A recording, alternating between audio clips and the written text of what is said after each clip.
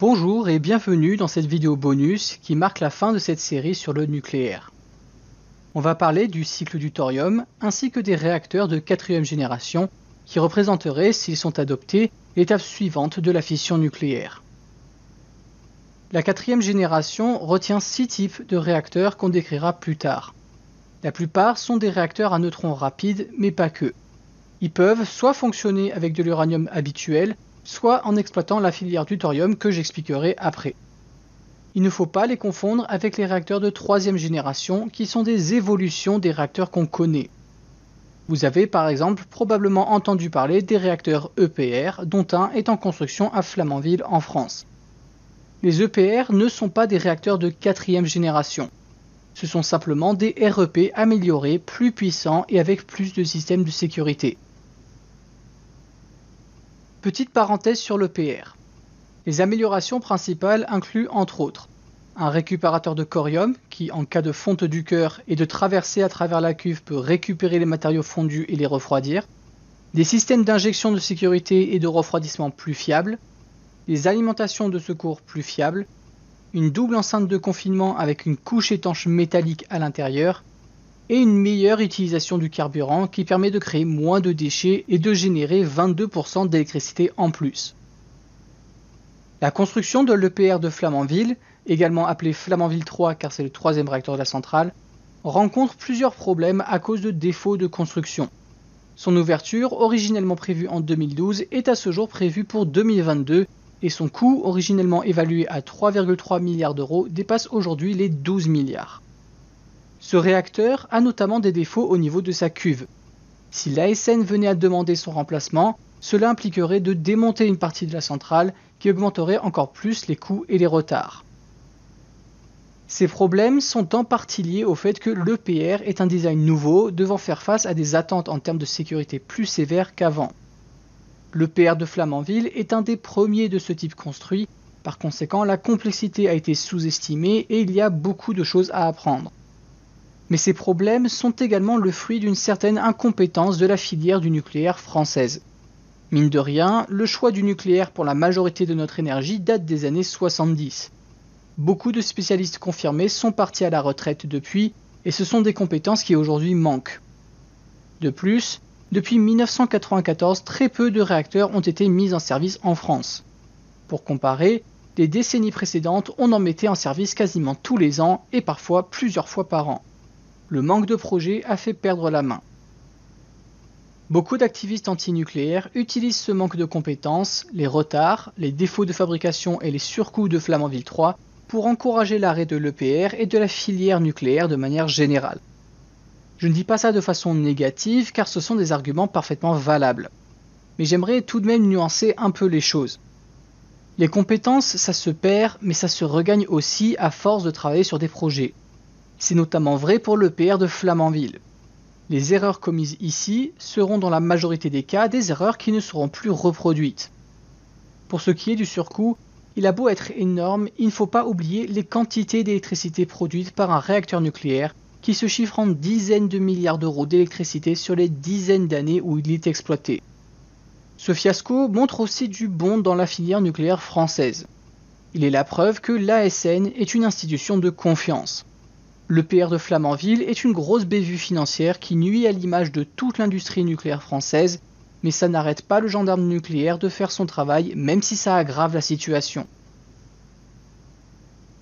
Mais l'EPR n'est pas le plus intéressant. Ici, je veux parler de la filière du thorium et de la 4e génération. Du coup, qu'est-ce qu'il a de si spécial le thorium ? Le thorium-232 est un élément radioactif 3 à 4 fois plus abondant que l'uranium naturel et dont les ressources sont mieux distribuées sur Terre. Ce n'est pas un élément fissile ni fissible. Cependant, il est fertile.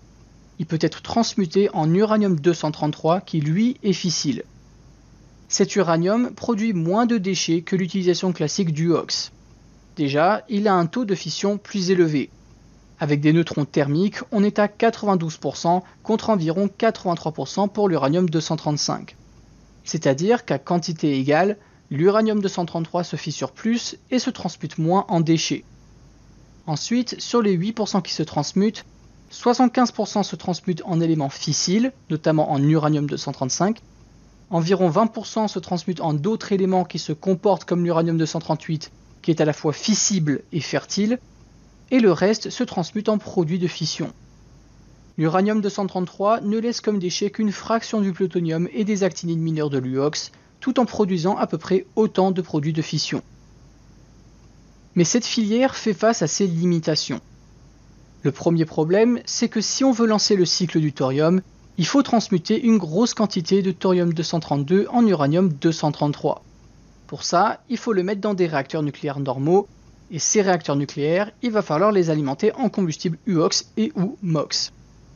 Rien de bien grave en apparence, sauf que ça veut dire qu'il faut accumuler plusieurs dizaines d'années de carburant pour le faire, ce qui encourage la prolifération nucléaire. C'est-à-dire que ça peut faciliter à certains pays l'accès aux ressources pour fabriquer une bombe atomique. Le deuxième problème, c'est qu'une fois le cycle lancé, il faudra constamment être en train de transmuter du thorium-232 en uranium-233 si on ne veut pas tomber en rade de carburant. Un tel réacteur devrait donc d'une part générer de l'électricité et d'autre part transmuter du thorium-232.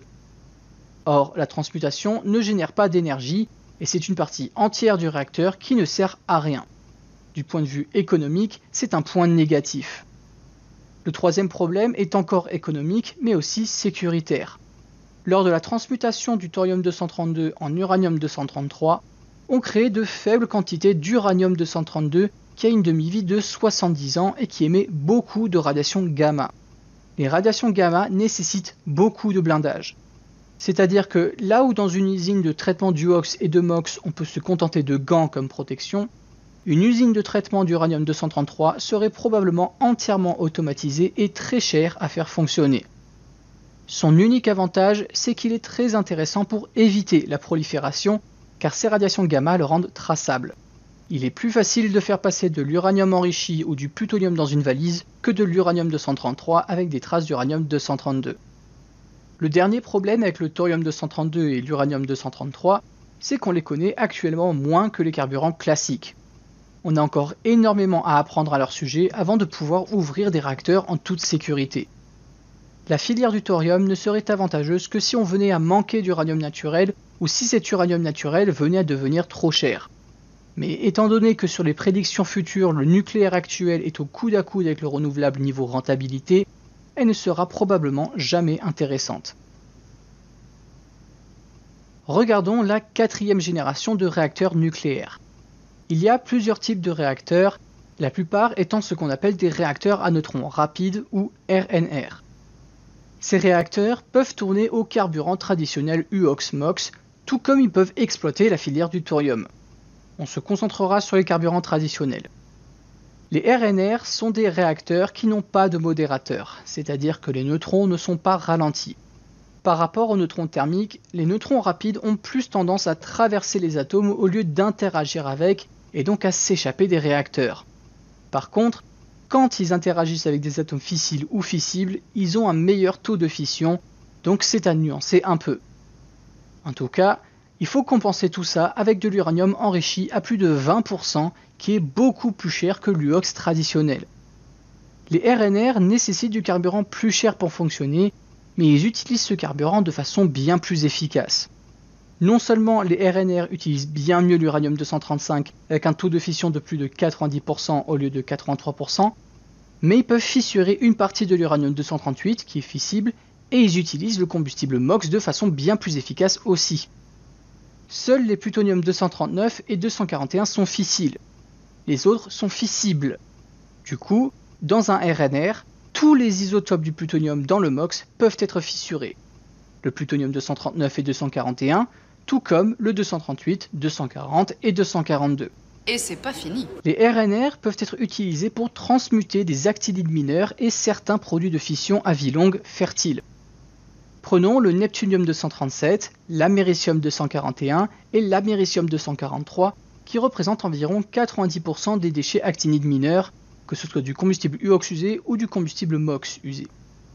Le neptunium-237 a une demi-vie de 2 millions d'années et peut être transmuté en plutonium-238 qui est fissible et donc réutilisable.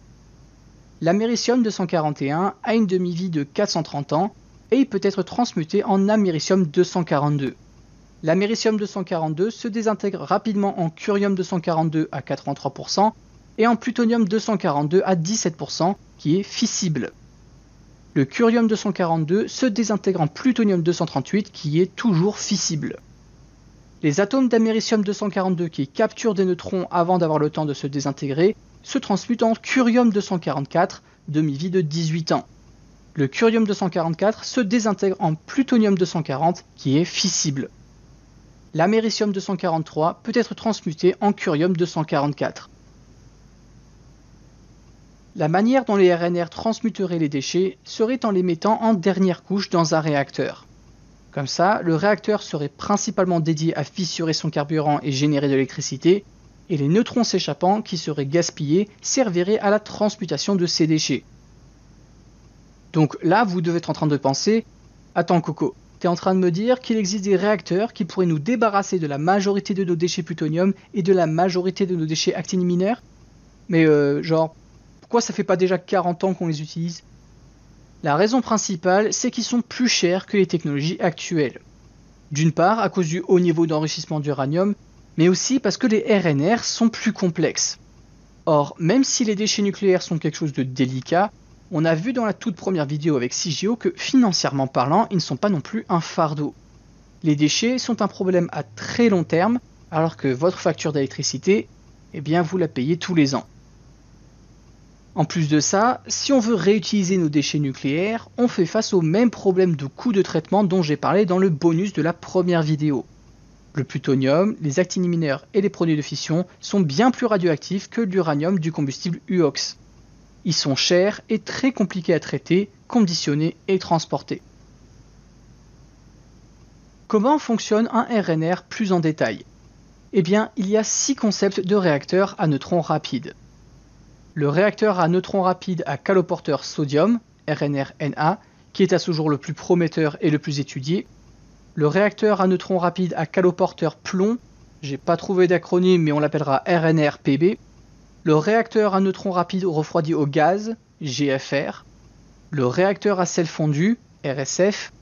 Le réacteur à très haute température, VHTR. Et le réacteur à eau supercritique, RESC. Commençons par expliquer comment le RNR-NA fonctionne. J'expliquerai pourquoi on a choisi le sodium après. Le RNR-NA est constitué de 4 circuits. Le premier, c'est la cuve où se trouve le cœur du réacteur. Dans cette cuve, il y a une moitié froide où du sodium liquide est forcé dans la moitié chaude par une pompe. Il est alors chauffé par le carburant, comme dans un REP classique, avant d'entrer dans ce réservoir où il donne sa chaleur au deuxième circuit. Une fois refroidi, il repasse dans la moitié froide et le cycle recommence. Le sodium est le caloporteur. Il n'y a pas de modérateur puisque c'est un réacteur à neutrons rapide. Le deuxième circuit a l'air inutile, mais on verra pourquoi il est là après. C'est simplement un autre circuit rempli de sodium qui se contente de transférer la chaleur du premier circuit au troisième circuit. Le troisième circuit, on connaît. Il est rempli d'eau qui est chauffée dans le générateur de vapeur par le deuxième circuit. La vapeur sous pression fait tourner les turbines et refroidit à l'état liquide dans le condenseur avant de repartir pour un tour. Le quatrième circuit est le circuit de refroidissement, exactement comme dans n'importe quelle centrale nucléaire.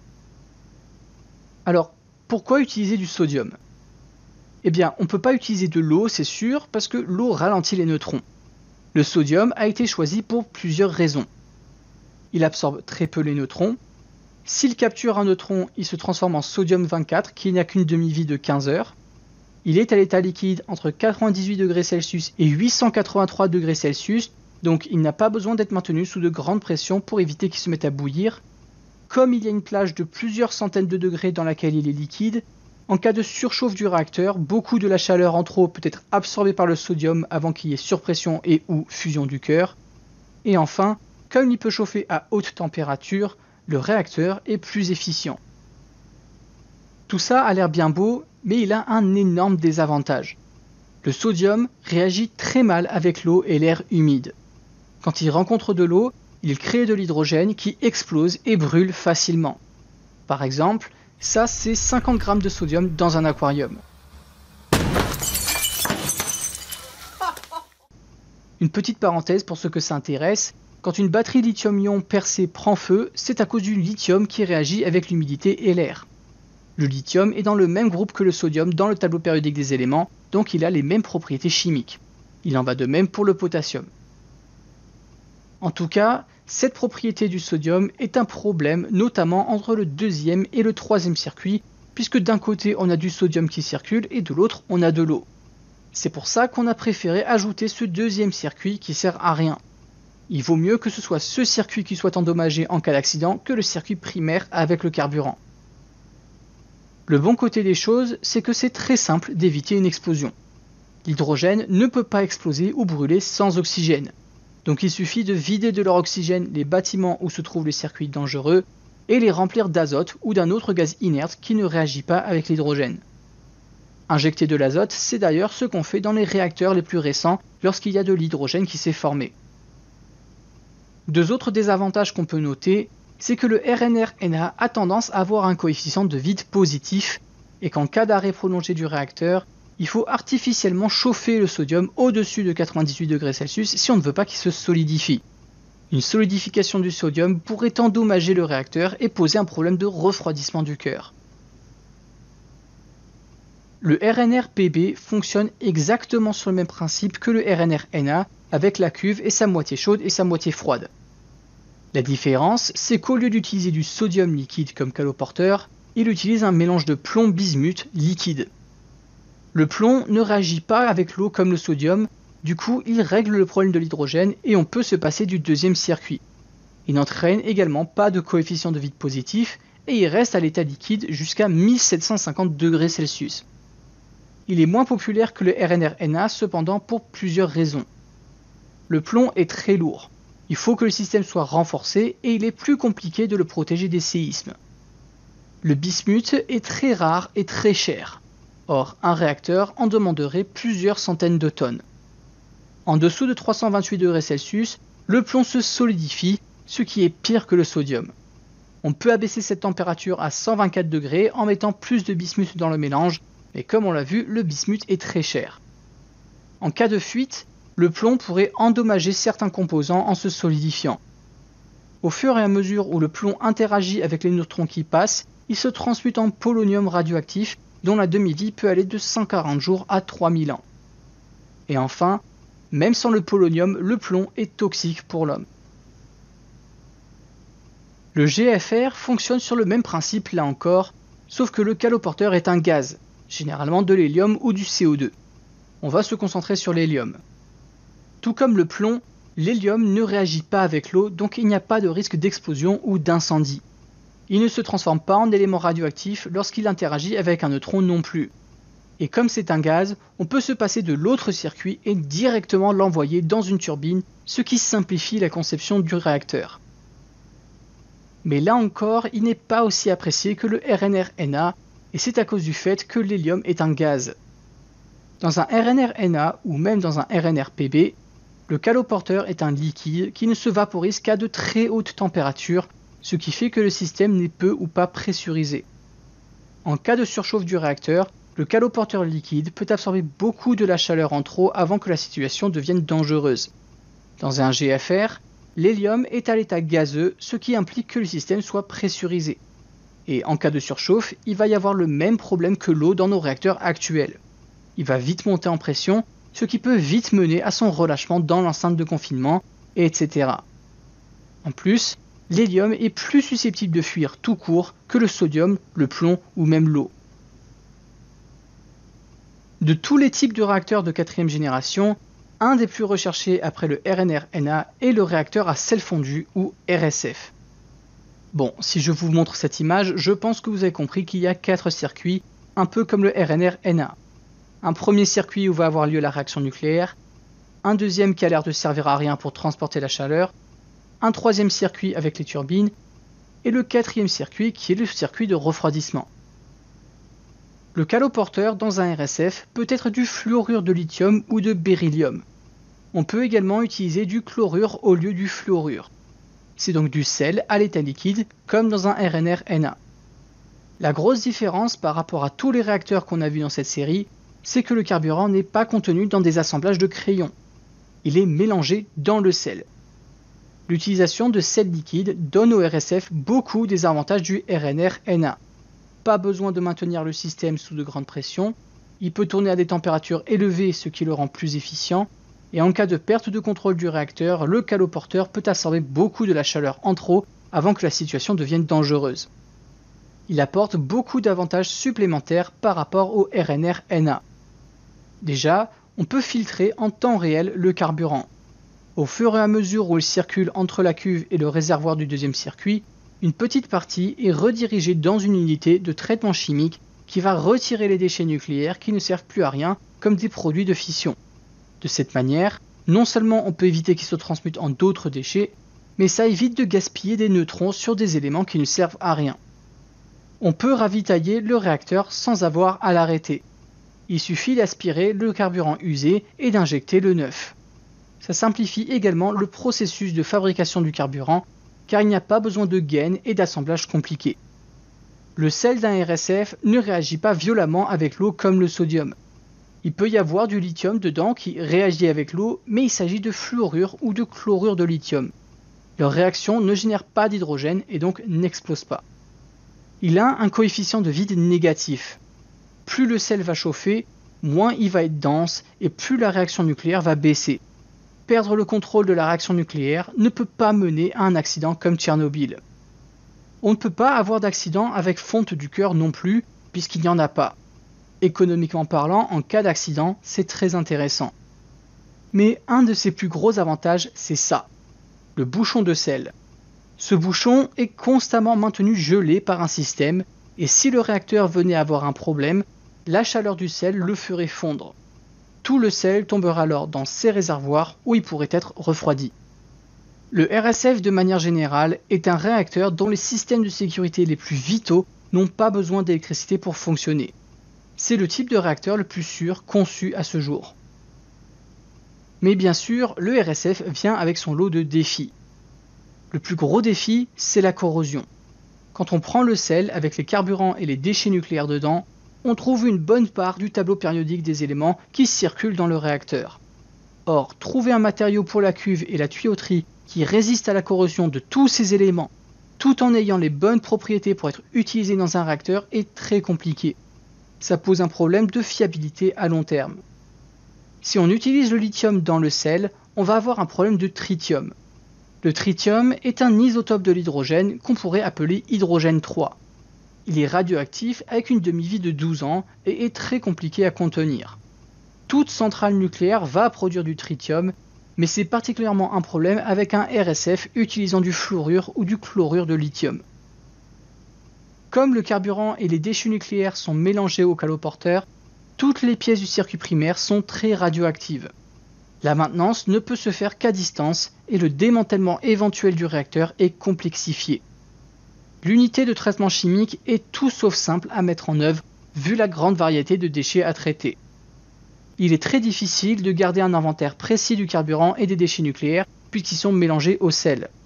C'est mal vu du point de vue de la prolifération. Et enfin, comme le RNR-NA, il faut chauffer artificiellement le sel en cas d'arrêt prolongé si on ne veut pas qu'il se solidifie. Le problème est moins prononcé cependant puisque les déchets radioactifs mélangés au sel aident à le chauffer naturellement. Je tiens à préciser qu'on peut également faire une version à neutrons thermiques du RSF en ajoutant un modérateur graphite. Mais personnellement, je n'en vois pas vraiment l'intérêt. Je ne vais pas m'attarder trop longtemps sur les deux derniers réacteurs de 4e génération parce qu'ils ne sont pas hyper recherchés et il n'y a pas masse d'informations. D'abord, le VHTR. C'est un réacteur à neutrons thermiques constitué de 3 circuits comme dans un REP, mais avec un caloporteur hélium et un modérateur graphite. Les avantages et inconvénients de l'hélium sont les mêmes qu'avec le GFR. Une version à sel fondu est également possible. Là où ce réacteur diffère des autres, c'est que son but n'est pas de générer de l'électricité, mais de produire de l'hydrogène. L'eau est une molécule constituée de 2 atomes d'hydrogène et d'un atome d'oxygène. Si vous chauffez de l'eau à plusieurs milliers de degrés, les atomes d'hydrogène se séparent des atomes d'oxygène et vous pouvez les récupérer individuellement. C'est ce que le VHTR fait. Son plus gros défi est de trouver des matériaux qui peuvent résister de façon fiable à des températures aussi extrêmes. Je n'ai pas trouvé d'information indiquant s'il est possible d'en faire une version à neutrons rapide. Enfin, il y a le RESC. Le RESC fonctionne exactement comme un REB. L'eau est le caloporteur ainsi que le modérateur et elle passe direct dans les turbines après avoir quitté le cœur du réacteur. La différence, c'est que l'eau est à l'état supercritique. Je vais expliquer ce que c'est. Des atomes ou des molécules peuvent être dans 3 états: solide, liquide ou gazeux. Vous pouvez voir que dans le cas d'un liquide, les atomes roulent les uns sur les autres, alors qu'à l'état gazeux, ils sont dispersés. De l'eau supercritique, c'est de l'eau à l'état gazeux, mais dont les molécules sont tellement comprimées qu'elles sont collées les unes aux autres. L'eau est gazeuse, mais se comporte comme un liquide. Dans un RESC, l'eau est chauffée par le réacteur, puis maintenue sous très haute pression dans le circuit pour atteindre l'état supercritique. De cette manière, on peut atteindre des températures plus hautes qu'un REP ou un REB et être près de 40% plus efficient. Ça veut dire plus d'électricité et moins de déchets. Il est également possible d'en faire une version à neutrons rapide pour encore plus d'efficience, mais j'imagine qu'on n'y utiliserait pas d'eau. Le plus gros désavantage, c'est qu'il nécessite des matériaux extrêmement résistants pour faire face aux énormes pressions et aux températures élevées, même si elles restent moins élevées que dans un VHTR. Il faut également qu'ils y résistent de façon fiable, puisqu'une fuite à ces pressions entraînerait une perte du liquide plus rapide que dans un REP ou un REB. Un autre petit désavantage, c'est que les procédures de démarrage et d'arrêt sont particulières, étant donné qu'à basse température, l'eau sera plus liquide ou gazeuse que supercritique. C'est un peu brusque, mais c'est sur ces mots que je vais vous laisser. Le cycle du thorium et les réacteurs de 4e génération sont des alternatives très intéressantes au nucléaire actuel, et qui sont malheureusement victimes de leur plus grande complexité et donc économiquement difficiles à justifier. Mais même dans un monde où l'on dépend plus du renouvelable, faire l'appoint avec du fossile ou du nucléaire sera toujours nécessaire. De ce point de vue, les réacteurs à neutrons rapides pourraient être intéressants pour faire d'une pierre deux coups et débarrasser nos déchets. Malheureusement, la mauvaise image du nucléaire actuel coupe l'intérêt et les financements de la recherche pour ces réacteurs. Peut-être n'en verrons-nous jamais en France.